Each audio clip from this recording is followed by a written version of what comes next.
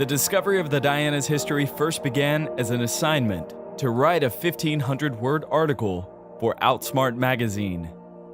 Writer Brandon Wolfe was to simply help promote the 56 Diana Awards, but after meeting with a group of Diana members, an exploration was set in motion to rediscover America's oldest continuously active gay organization. I sent a group email to about a dozen people that were involved in national gay history, and we discussed it through email, and the consensus was that the Dianas were the oldest continually active gay organization in America. Over 4,000 photographs, 12 videotaped Diana Award shows, 35 souvenir show programs, 500 pages of documents, and over 100 interviews have culminated to become the Diana Foundation's written history. To tell the story of the Diana Foundation is also to tell the story of Houston's gay community, because the Dianas reflected what was going on in the community. Following the 60th Diana Awards, a history book was to be published. However, energy behind the initiative had faded, and the organization shelved the manuscript for another day. It took so long to complete the project because there were a number of starts and stops during that 10-year period of time.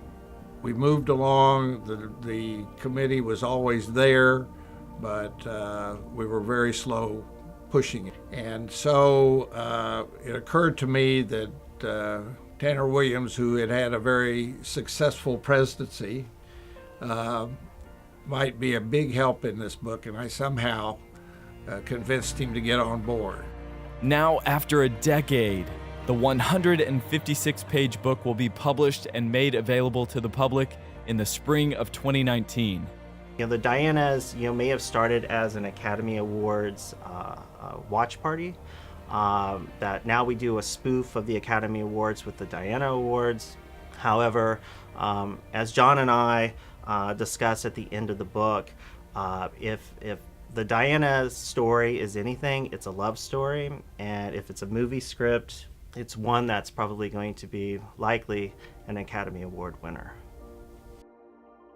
Research for the book uncovered numerous artifacts and the realization that many aspects of the Diana's history had been lost over time. Thanks to the initial work of Heiserling, the Diana Foundation created its official archive at the University of Houston Library's LGBT collection in June of 2017. America's oldest continuously active gay organization now has a permanent home. We feel very passionately about telling the story of the entire culture of the city of Houston. And one of the things we want to make sure that we do is to tell the story of the LGBT community here in Houston. And the Diana Foundation is a very important part of that. It would be hard to tell Houston's story without documenting the histories of this really important part of the community. What may have first started as an Oscars watch party in 1953 has matured to become the beacon of pride for the city of Houston. Los Angeles has the Oscars, New York has the Tonys, and Houston has the Dianas. A story worthy of its own Academy Award, and one that will now forever have a home to be told.